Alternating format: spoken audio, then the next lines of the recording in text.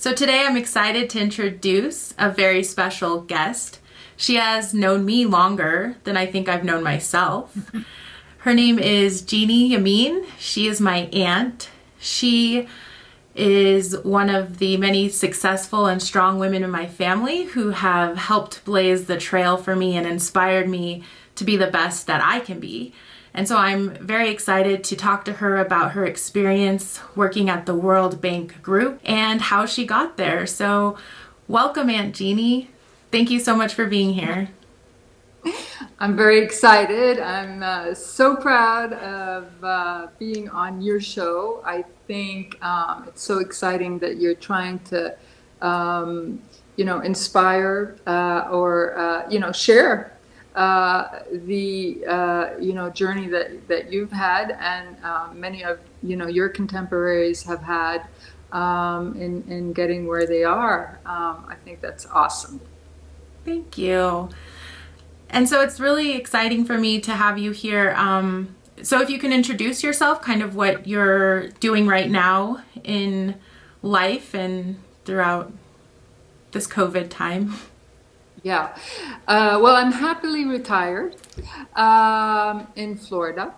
And like everybody else, I've tried to keep motivated and,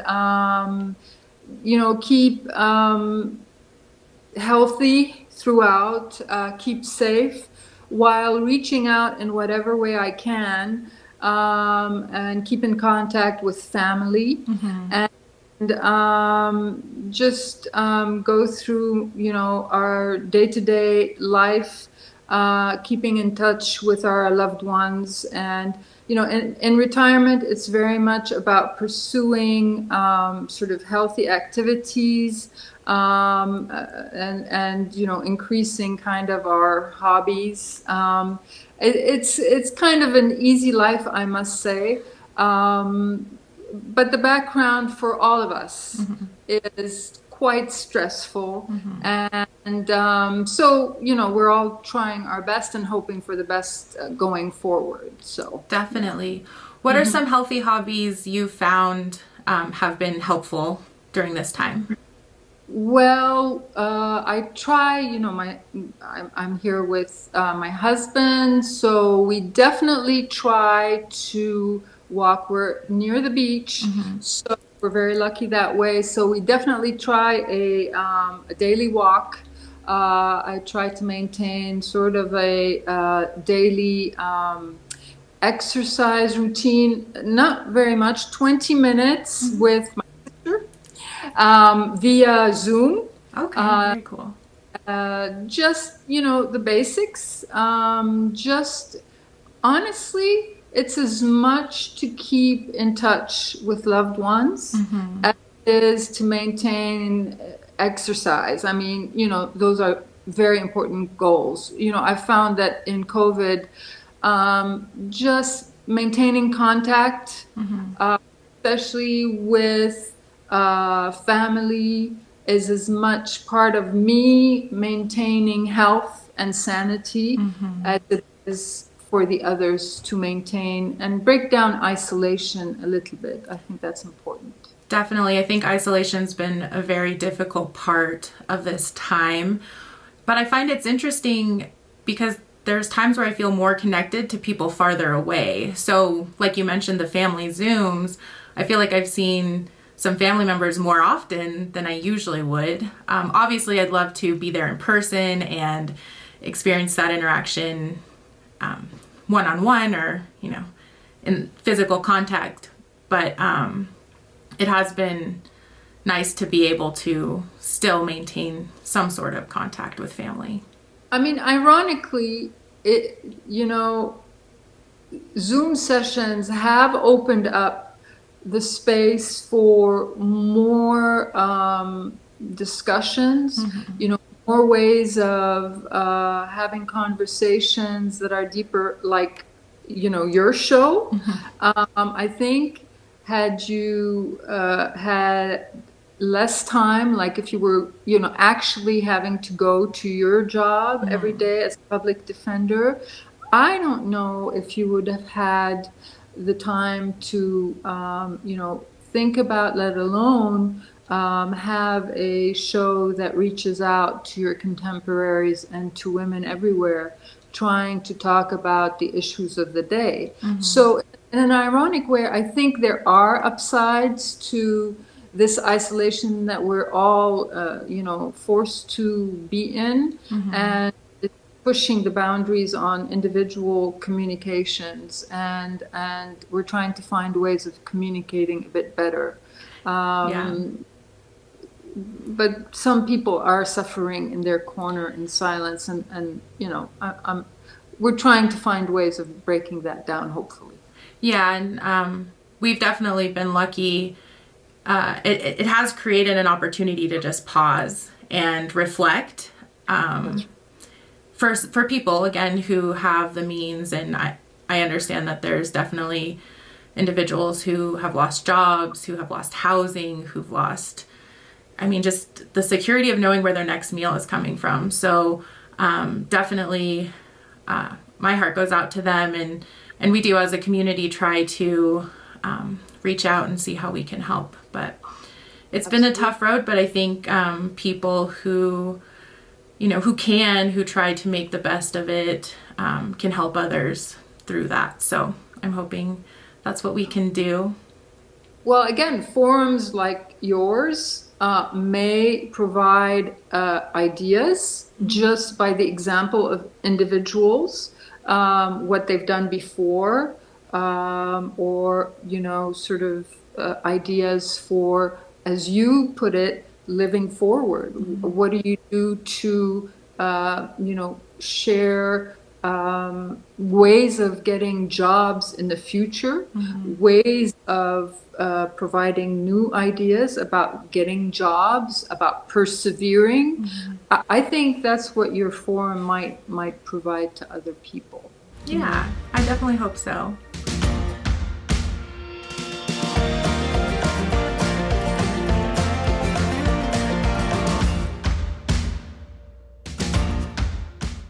Before retirement, which I definitely think is very well earned, you were working for the World Bank Group. Can you tell us about your job there, specifically kind of where you ended up, like the last position you held? So I actually, by the time I left, I had held several positions at the World Bank Group, and I started off as in the early 90s. I was hired as the first female regional communications officer. The World Bank, as you probably know, has regional components. I was hired as the female communications officer for the Middle East and North Africa region. And that was after at least 15 years, first working as a journalist in the Middle East and Africa region. Actually based in Lebanon. I covered the Civil War there. And then I came back to the Washington, D.C. area and worked as a press officer at the Embassy of Lebanon, writing speeches for the Ambassador of Lebanon, press releases, the works. And then I worked for a consulting firm in the Washington, D.C. area, and we specialized in media technology. So we put together, press conferences for the various departments of the United States. So, for example, as part of that, there were several, presidential conferences that I organized. That was fun. The president would come and give his presentation or his speeches.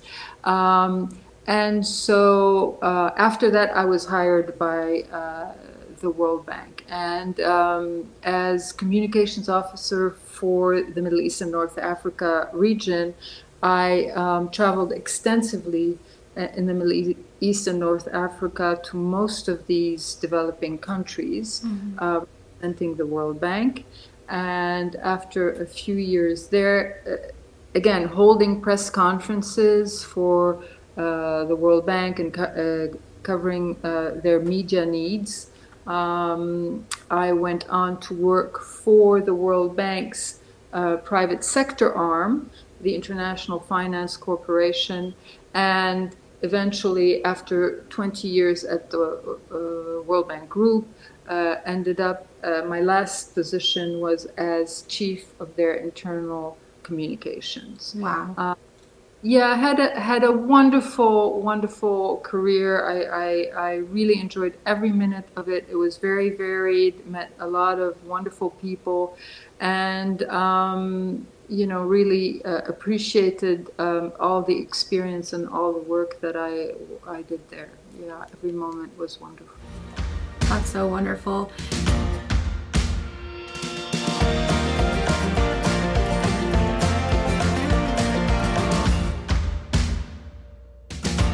You mentioned Lebanon a couple times, and I know Lebanon has a very special place in our hearts. If you could explain or tell people who might not know where it is, tell us a little bit more about Lebanon. So I was born and raised in Lebanon, having, my mom is American from Kansas, and dad is Lebanese. And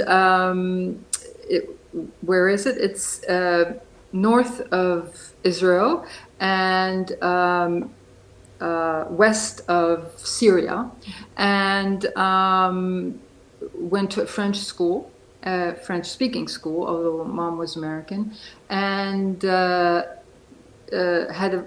a French education. In 1975, the Civil War started, so our parents sent us to our American family here in the U.S., at least me and your mom. Mm-hmm. So sister and I were sent because we were unable to go to school for about a year by then, because of the war. So if you can imagine the situation, like what you know in Iraq, what you know from the pictures in Iraq or in Syria. Mm-hmm. There was all-out war in Lebanon at the time. So our American side of the family accepted to host us here in the U.S. Of course, we did have American citizenship, and we went to school. Your mom was 16 at the time. I was 17. She went into high school. I went into college, and I went on to get a BA in technical journalism and political science, mm-hmm. and then from Colorado State University, my alma mater. I have to give it a Definitely. Shout out. And a master's in comparative politics from Colorado University, another shout out. Right after I graduated from Colorado University, I decided, with my background in journalism, I decided to go right away to Lebanon, because by then, that's where the story was. Mm-hmm. That's where I worked at a local newspaper, where I worked with Thomas Friedman of the New York Times. His wife worked at the same newspaper. Wow. And the day that that West Beirut fell in 1983, West Beirut fell to one faction. Thomas Friedman came in with his flak jacket and pulled out way ahead of everybody. He knew that the advancing forces, actually it's written up in his book, From Beirut to Jerusalem, you can look it up. he came in and pulled out his wife, and she didn't want to leave, to her credit. But he said, you need to follow me now. And Wow. they left ahead of us. But we Wow. knew up because Tom Friedman showed up ahead of everybody and said, something's coming down now. We need to leave. Wow. Yeah. So, how shortly after he came to take his wife back, I guess, home, did A you couple of hours. A really? couple. He had advanced. He represented the New York Times, and had good, you know, good finger on the pulse, if not a good intelligence, and knew that Hezbollah at the time was about to take over the western West Beirut, where my newspaper, the Daily Star, was located, and quite naturally came to rescue. Well, came to tell his wife, we need to get to a safe place. Wow, wow. And a couple of hours later, the government called a curfew in the neighborhood, and I had to decide whether I would stay in the newspaper locales or join my parents, who were at home about 20 minutes away, walking up the street. So initially, the word is, when you're in those situations, you have to decide what to do when there's all-out shelling, and there was by Yeah, then. wow. You have to decide whether you stay put or not. And initially I decided that I'd stay put, because that's what we had decided to do.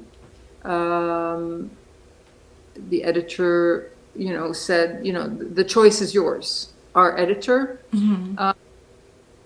But anyway, after several hours, I decided this looked like it was going to be a long-standing situation, and I didn't want to be stuck overnight on my own, or stuck, and I Yeah. didn't know which way the fight was going to go, and I didn't want to be on the losing side, so to speak. Right. So I decided to walk home.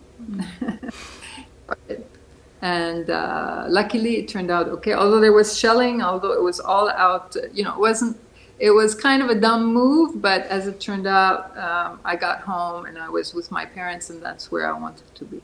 So, Yeah, no, definitely. That would be such a hard decision to make in such a split moment, really, because we can't predict what's going to happen next. So it sounds like you no, just did what's best at the time. well, in those situations, they're so you can't predict. I often think about discussions about refugees and what makes them move and what makes them leave and what makes them you cannot walk in their shoes unless you're walking in their shoes. Right. Those are situations where you don't know how you're going to behave until it happens to you, and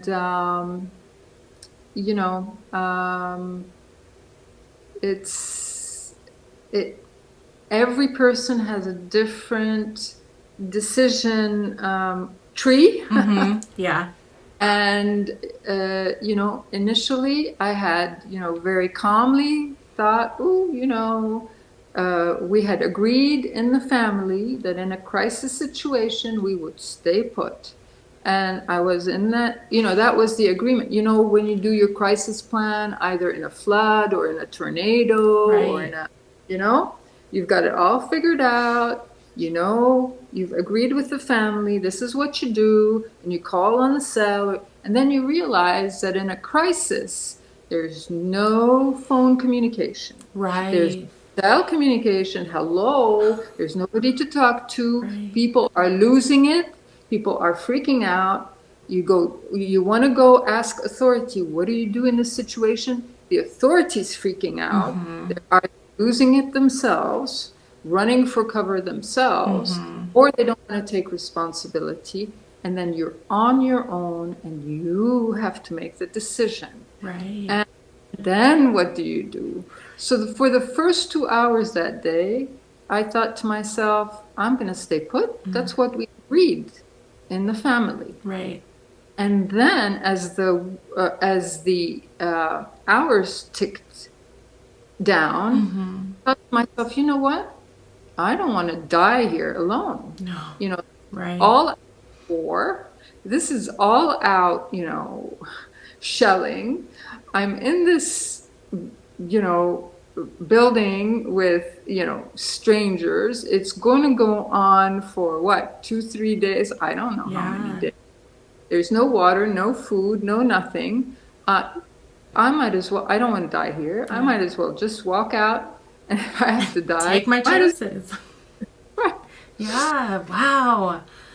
Wow. And and you have to trust yourself, right? Like your instinct, it might not have been logical, right? The logical plan was to stay put, but the logical plan doesn't always have the emotions thought about, like the being alone and so it's so interesting how that happens and the thought work that goes into it. That's right. Such a quick decision though still. Did you stay in Lebanon longer and continue to work for the newspaper, or did you? Well, so what happened is because, as it turned out, West Beirut did fall. All American citizens were evacuated. Okay. So we were evacuated out of Lebanon, and I ended up on Cyprus working as a foreign correspondent. So I continued to work for that paper. Okay. And that paper relocated its locales to Cyprus. So work continued, but in a different capacity. And I started covering the whole region. Then I switched jobs and became and started working for a magazine that specialized in Middle East economic news. Okay. An evolution in jobs, and working on the Middle East politics and mostly economics.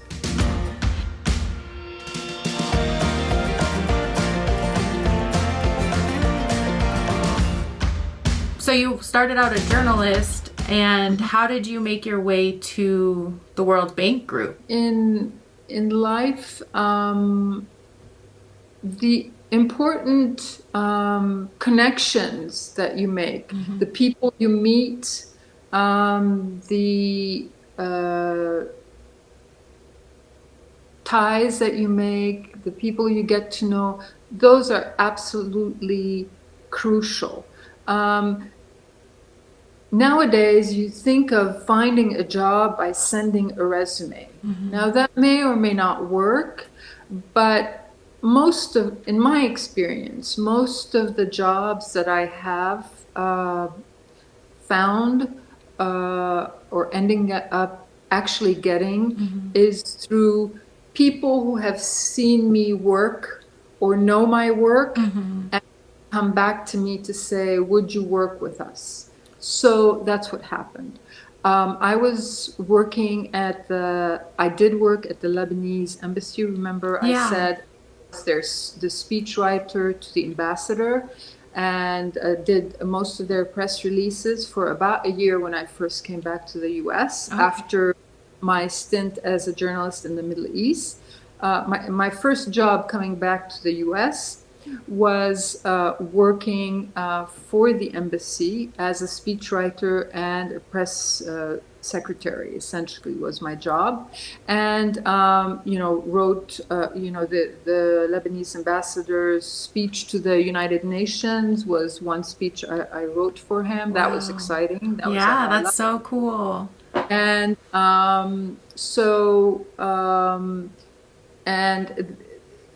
I had gotten my interview there because in Lebanon, my dad, who's Lebanese, knew this gentleman and had, made the introduction.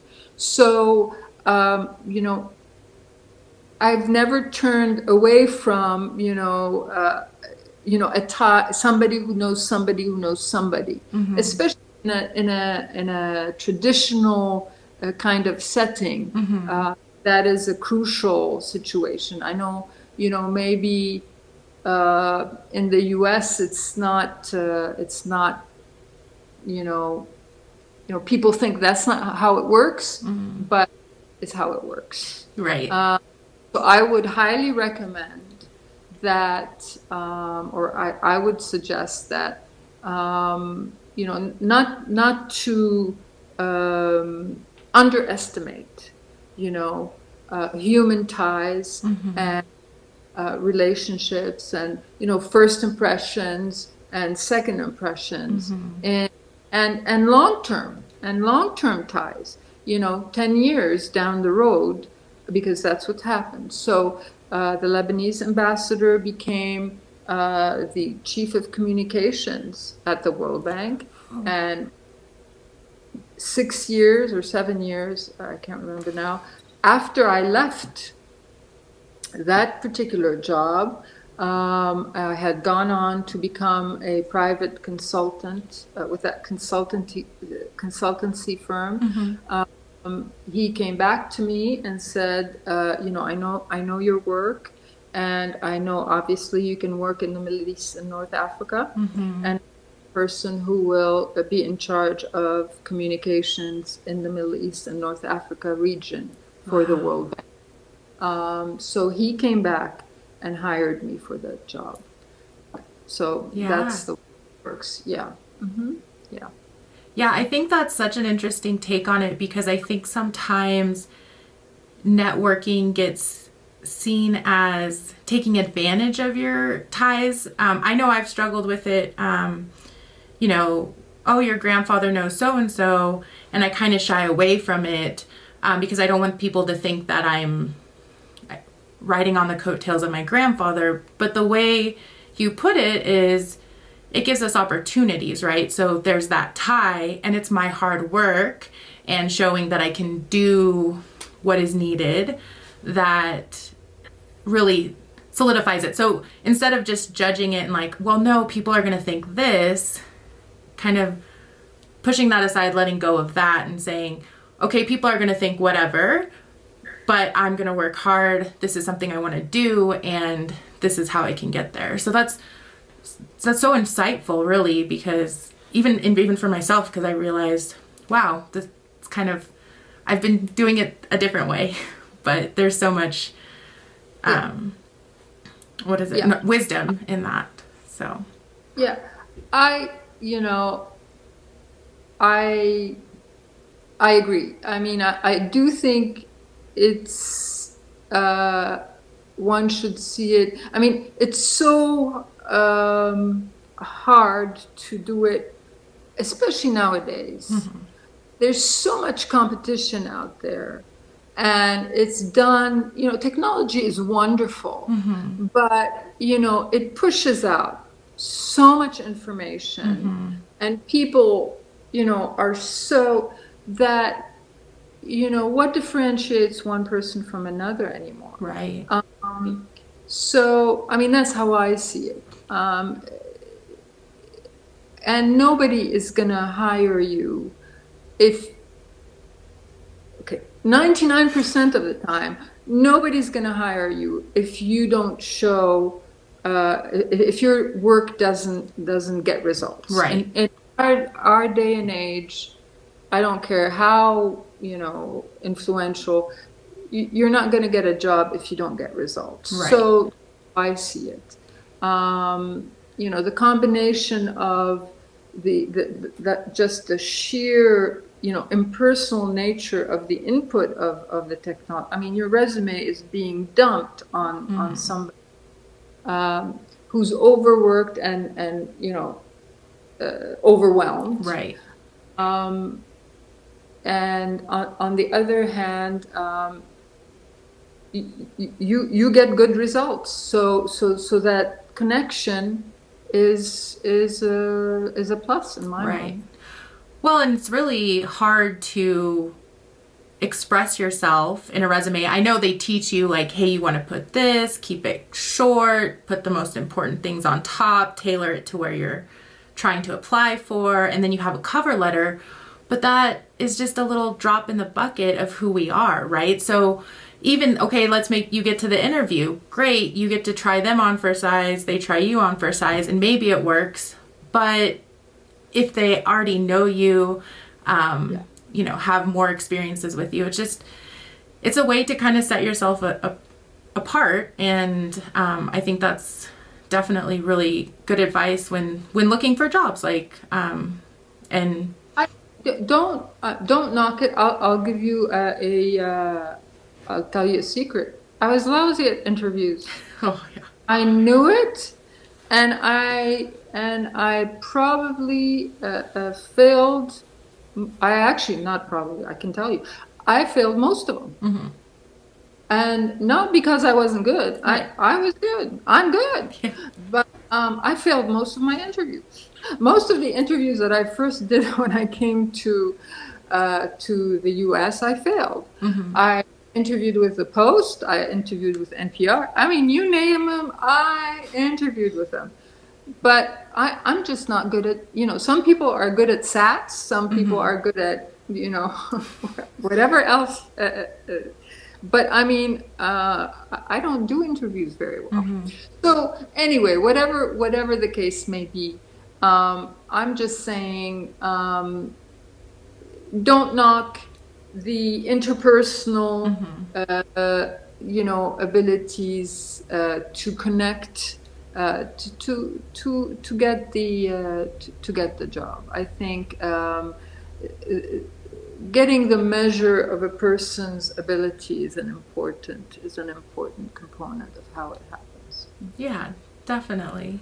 And even in the course of working, one of my bosses in one of those many jobs that I had told me once, because I was one of those, I got to get the job 100%, 100%. And he said, you know what? It's not always 100%. It's 80-20, and don't forget about the human relations. You're nice to some people, you're nice to people, they'll remember that a lot better than if your paper was perfect. So that too is part of what I'm talking about. It's about human relations at the end of the day. Yeah. It reminds me of, I don't know if it's a quote I heard somewhere, but it's people won't remember what you said to them, but they'll remember how you made them feel. So that's kind of a mantra or a way of life that I try to embody because, I'm not going to say the perfect thing. People will forget it in a minute maybe. But if I can make someone feel accepted or, loved or cared for in a brief moment and they remember me for that, then I feel like I've done my job. So I think that that's such an important part of life is the human interactions and how we leave people feeling when we leave them. So right. Yeah. Absolutely key. Yeah.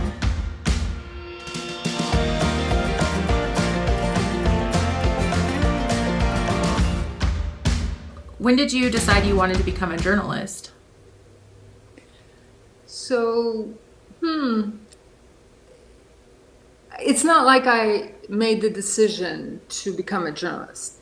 And it's not like I had the goal from when I was very young to become I wasn't really goal driven because, as I mentioned, because of the Civil War, things were thrust on us. So at about 16, and as I was growing up, things started to percolate, and we were sent away. School stopped. I never finished high school. I never actually graduated from high school. Oh, wow. So it's not like I had a normal, okay, what do I want to become when I'm older? And I never had, what's my goal in life?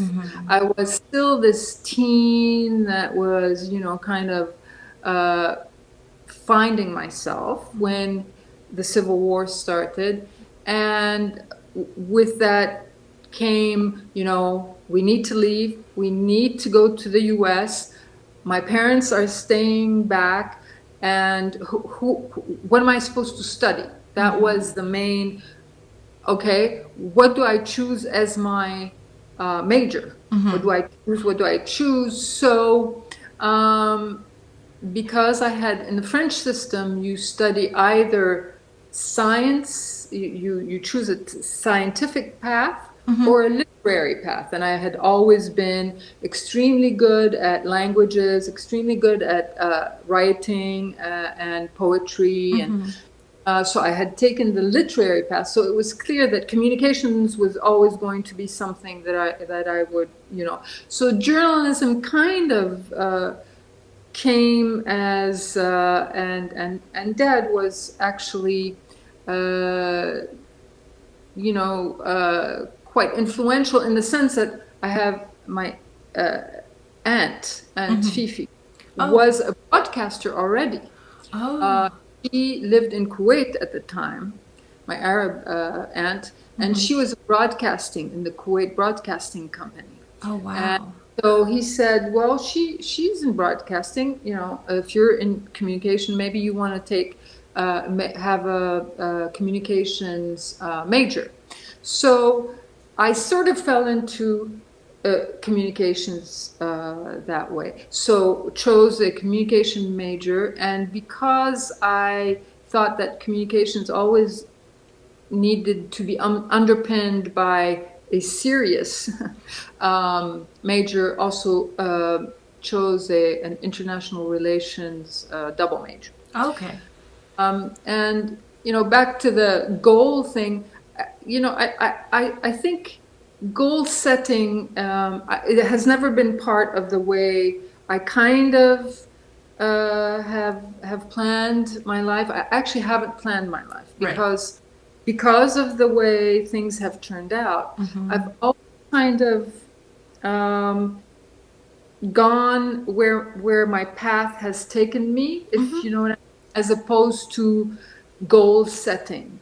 And once, when I start thinking about it, including when you've asked me the question, I wonder whether the goal setting imperative puts a lot of pressure on young women these days. I mean, I'm all for having a purpose, having a vision of where we're all going. That's good. You need to have kind of parameters. Yes, I like that. But I'm not sure that goal setting isn't a lot of pressure for some women these days. I'm not sure. Yeah, I agree with you. And actually, the more I've been doing the interviews and the more I've been thinking about Live Forward, Love Now, I've kind of feel like the Live Forward is kind of living forward to our why. Like it's this bigger thing that connects to who we are. So, there's not, I have to do this by this time or else I'm not good enough. It's more like I want to do this in the time I get there because I've thought about what do I want? When we finally get that opportunity to kind of look inward and see, okay, what are my values? What are my, what drives me? What gets, what am I good at? And then from there, we move forward on this path that I think there is a little, we have power to kind of blaze our path, but there are things within our lives that kind of direct us, So for you, growing up in a country that was war torn, and that, you know, you kind of just had to go with the flow in a sense to survive. It wouldn't make sense to be like, oh, well, I'm going to be this by this time. It's like, well, no, I'm going to make it to the U.S. to continue my education. And so I agree with you. I think goal setting can be very limiting and put a lot of pressure. I guess I've been reading a lot of books and listening to a lot of podcasts recently about goal setting, in a sense of, you know, kind of how to live that why, or the life you want when you have a chance to think about what it is you want, you know. And the goal setting is kind of like breaking it down, but it's not something that needs to be, again, like, oh, I have, it says expectations, like I have to be this to be good enough.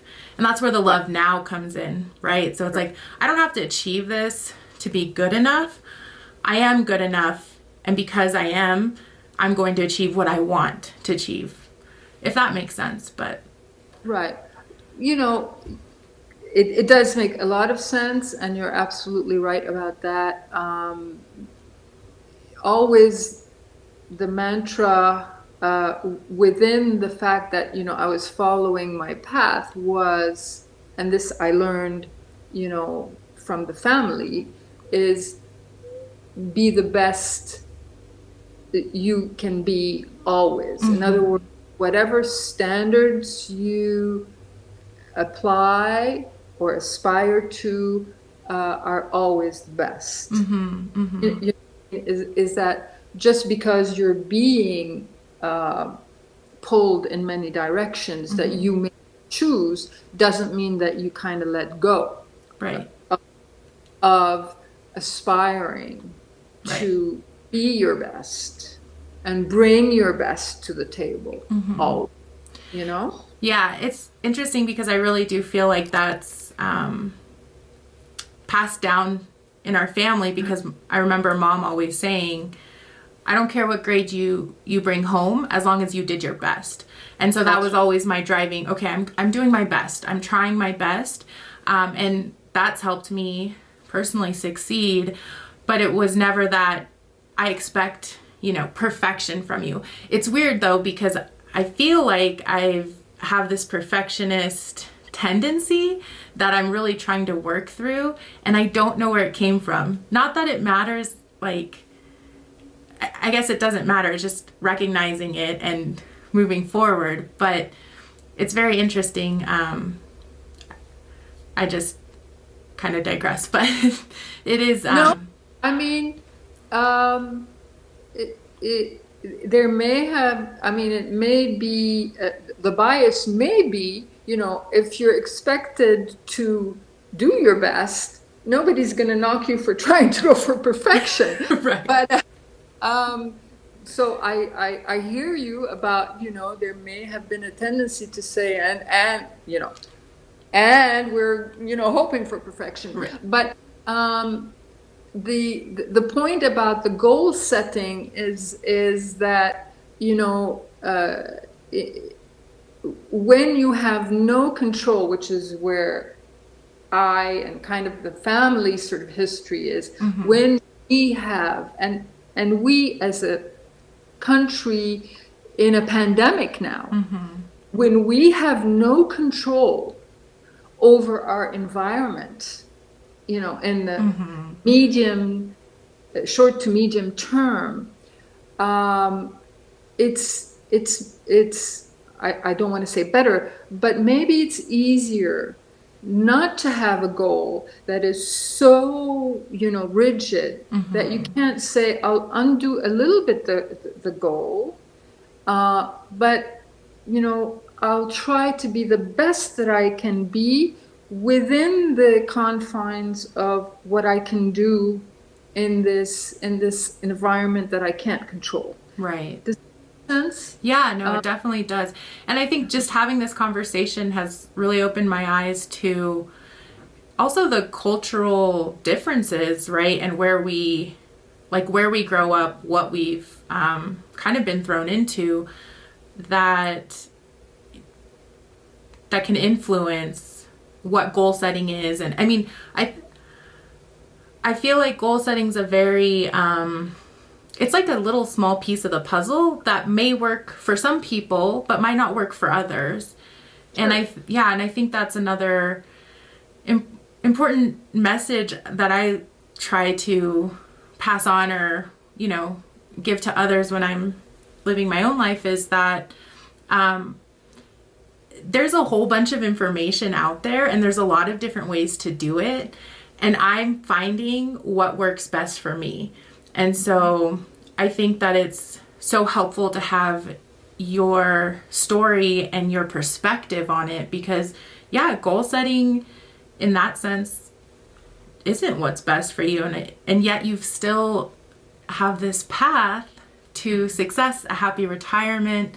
And that's really inspiring to me, and always has been. So. But I wanted to bring it back to the pandemic situation, because I think we are all living in a very similar trauma. You know, whether we realize it or not, this pandemic is as close to the trauma of a civil war as you can get. We're all isolated, like in a civil war. We're all in a stress situation, like in a civil war. We all don't know where our children are gonna, you know, be in the next, you know, few months, what their education's gonna be like. We don't know whether we're going to have jobs. We don't know where, you know, economically the country's going to be like. So I do believe that in general, we are going to feel, a lot of us, like we are, and do feel already, very much like we've gone through a traumatic period in the same way that we've already experienced in the Civil War. So right. I think it is maybe, you know, useful to know that, you know, people can go through traumas like this, and you do get through it, and you do kind of dial back or up your aspirations, and know that there is light at the end of the tunnel. You just have to keep one foot after another, right? And just kind of follow the path. I don't know if I'm making any sense. No, definitely. I think it's so easy in this.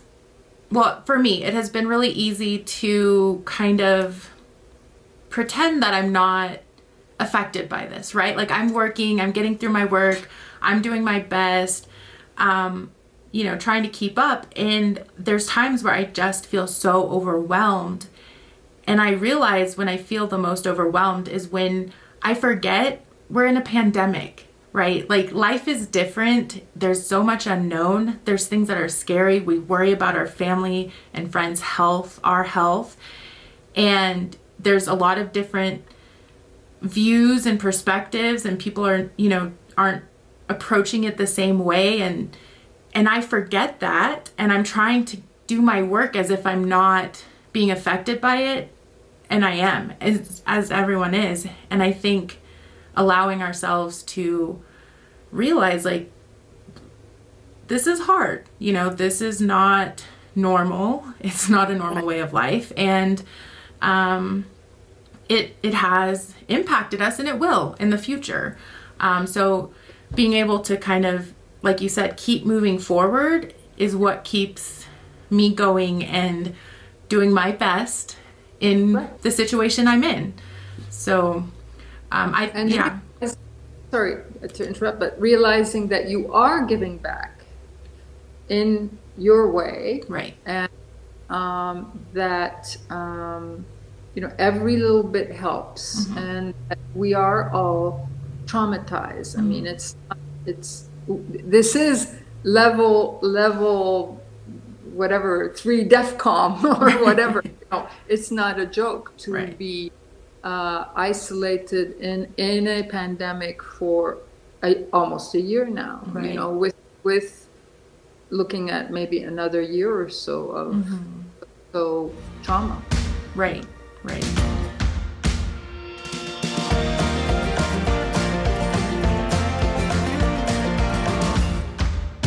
Aunt Jeannie, what are you living forward to? Well, now I am living forward to reaching out and helping as best I can in terms of alleviating the suffering, if you will, of those who are isolated by this pandemic. Because I do feel, having had the experience, that there is a lot of trauma because of this pandemic, especially by probably children and the elderly. So I'm doing what I can. I'm doing a lot of Zooming. I'm doing a lot of, reaching out on my off time to those who ask and those who want, and just friends, peers, who just want to take an hour just to talk. It doesn't sound like much, but right now that's what I can do. And I'll continue to do it. Maybe when we're able to go out more and interact more, maybe there'll be more to do in terms of helping, with education with children or with the elders even more. But just, I think with the elderly, I'll give you an example. I know of several examples where in the building, I live in a building in Florida, and a lot of people over 70 are having a heck of a time getting online to get their appointments for a vaccine. They're getting frazzled, and they're, just getting an appointment to get the vaccine. Technology is lovely, but people don't realize that a large percentage of the population in this country can't cope. Not because, they either don't have the technology because they're 19 over and living alone right now, or they are 65 and over, but for whatever neurological or whatever, they're completely befuddled by either the actual technology or they're forced to sit here in the case of the Florida situation, at 6 a.m. and compete with 6,000 or whatever it is, 25,000 other people for 500 slots. It's just small things like this. So in the building, 2 or 3 women have volunteered to get vaccine slots for the older women who can't do it for themselves. Small example, but that's the kind of thing that I've gotten into hobbies. I've done painting in my off time. Terrible, primitive stuff. But oh no, I don't think so. I think it looks wonderful. That kind of stuff. Yeah, no, that's great.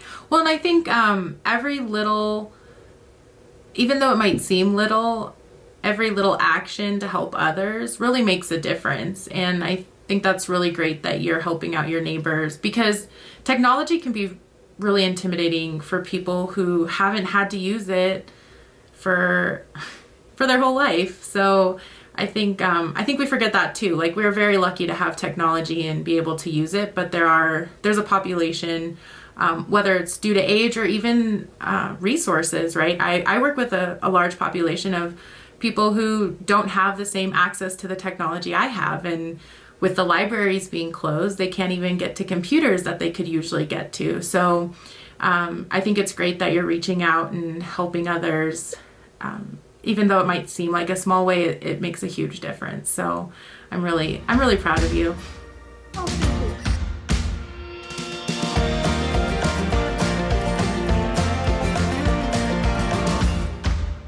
Can you share with us what you love now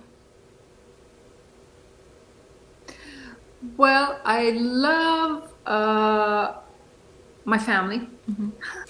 And the fact that my family on all sides, my husband's family, and my grandkids, and the um, the scenery around me, near the sea, and I was brought up near the sea. I'm near the Gulf of Mexico, so I love that. I have the sunset and the sunrise, and I love that. Um, and I really was looking for a return, and I'm still hoping that it will increase, a return to civility in discourse and positivity.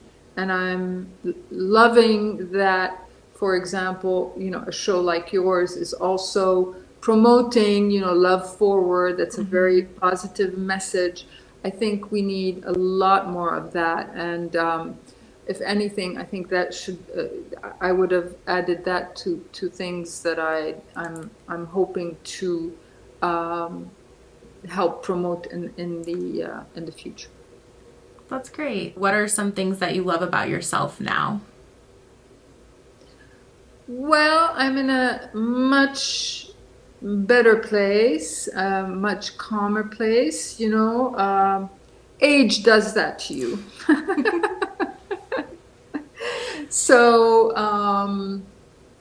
and yeah, I'm more confident.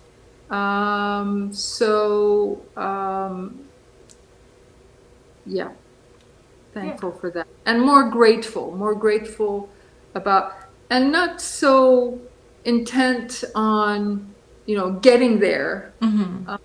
Maybe in my 30s and 40s, I needed to prove myself, get there, stressed out about things. Whereas now I'm sort of more content to stop and look around and appreciate what's there, and not worry too much about what still needs to be done.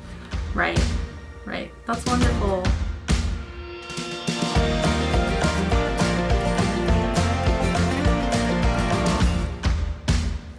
Aunt Jeannie, I know that, I've been a camp counselor in the past, and I really enjoy playing games, so I'd love to play a couple games with you.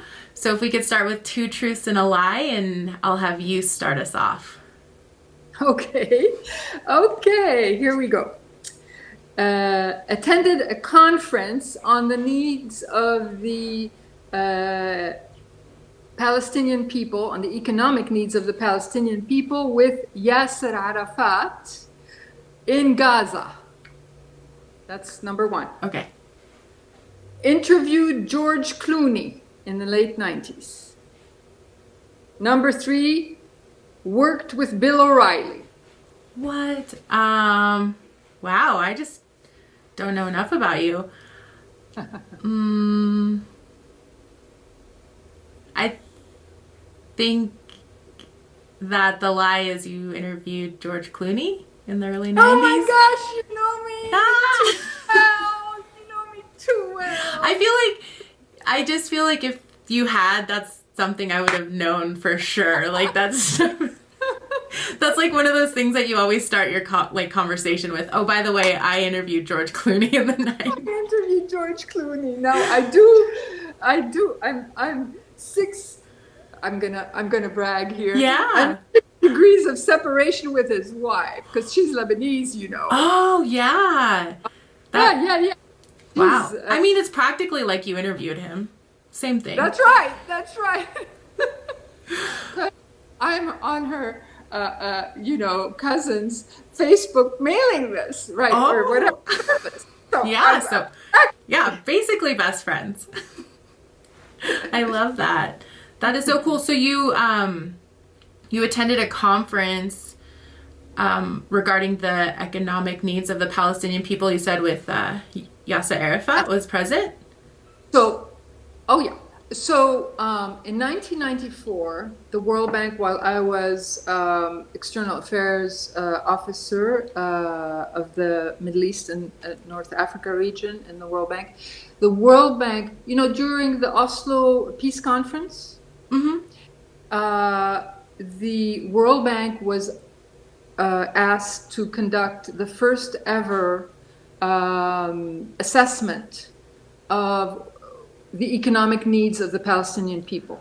Okay. So the World Bank was allowed for the first time to send a mission, we call it a mission, to the West Bank and Gaza to set up this report, to set up the missions to assess their economic needs, because nobody had gone to had ever assessed their development needs. What do they need for a budget for a nation? What do they need for health and education, et cetera, et cetera. Mm-hmm. So I was part of the first ever mission, so the vice president of the Middle East and North Africa went, the head of communications, my boss, and two other economists. And Yasser Arafat, who was the head of the Palestinian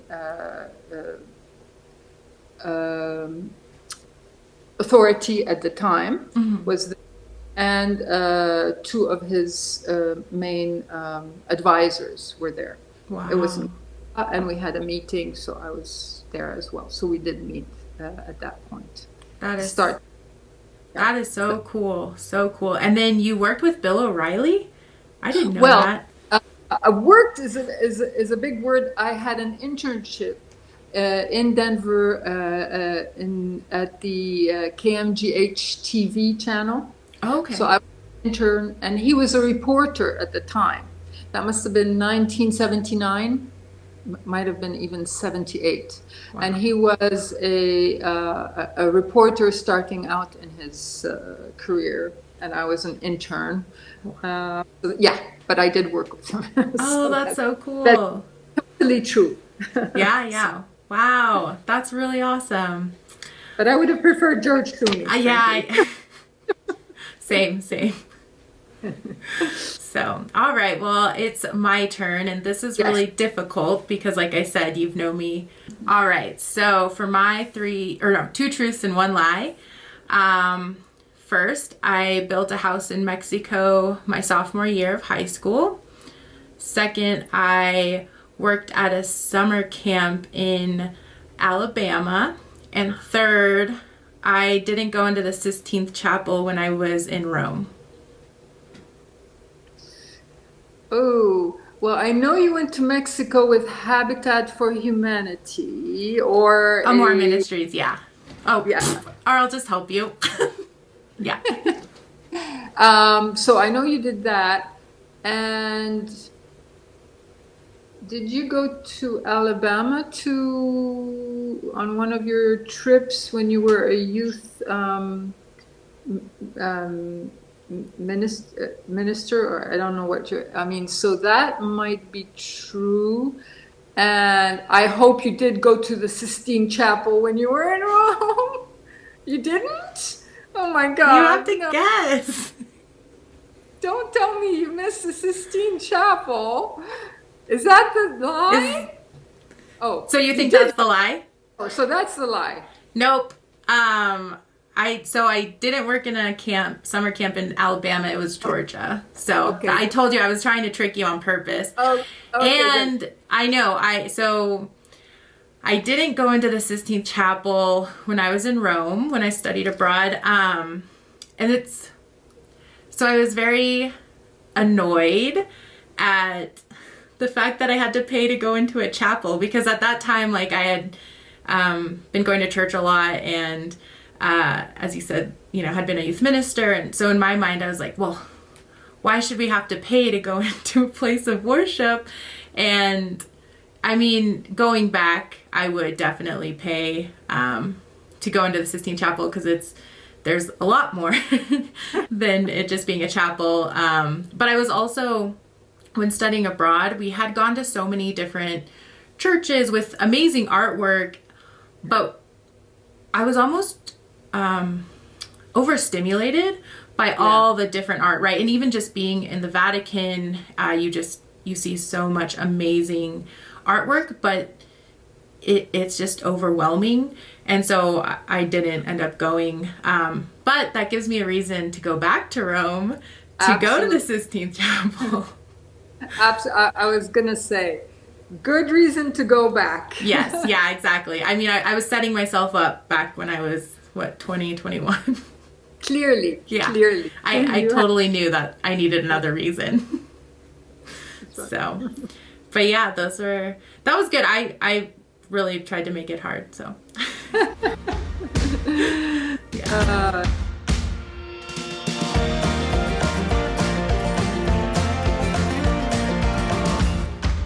I like to also play what I call rapid fire. So I have a few questions for you. I'm gonna set the timer. Do you know how to play?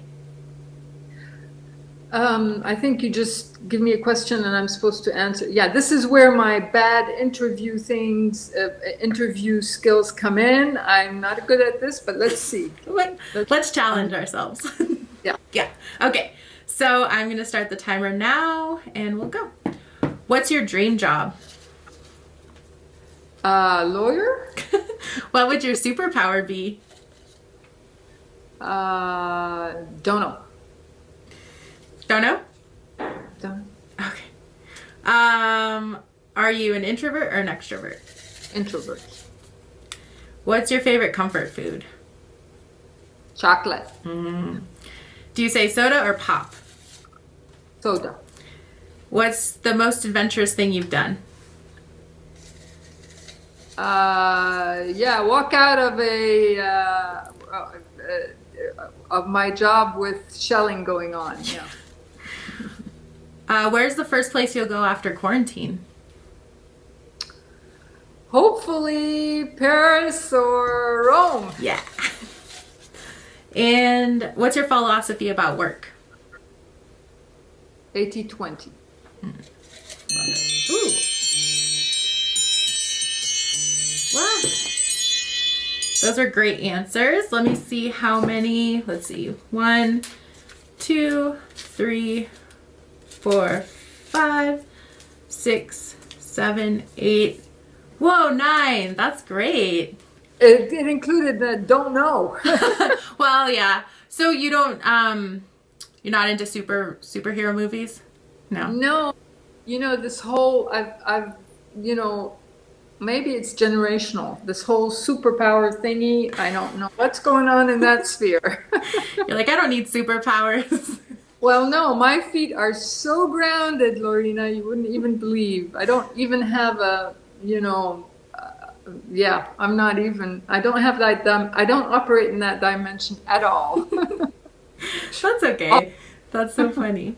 So you have a few questions for me? Sure. Okay. Do you want me to set the timer or do you have a timer?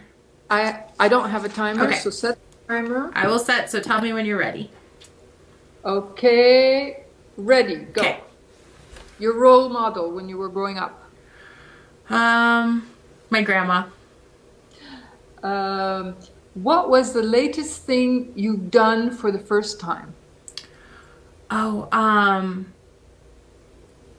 golfing? No, that wasn't the first time. What's the latest thing I've done? Oh my gosh. Oh, I baked apple pie from scratch. What event influenced you most in your life? I think building houses in Mexico was very influential. It's kind of definitely one of those times I always think back to. What's the driving force in your life? My driving force is just traveling and exploring the world. If you could meet one person, alive or dead, who would it be? Oh, shoot. That one's hard. I go back. I still want You did win. I wonder where I get my competitive nature from. Oh man, that's a good one. I think I'll go back to speaking with my grandma again if she were. Well, I guess I've already met her. Who would I meet? No, I mean, just, yeah, seeing, that's what I mean. Yeah. Seeing somebody and talking to them. And, Yeah. Thank you so much for joining me. I'm so happy we've been able to do this. It's been a great time. It's amazing. Thank you very much. This forum is, I think, awesome and very helpful, and certainly a way to pay it forward. So good luck. Thank you. Take care. You too. Bye.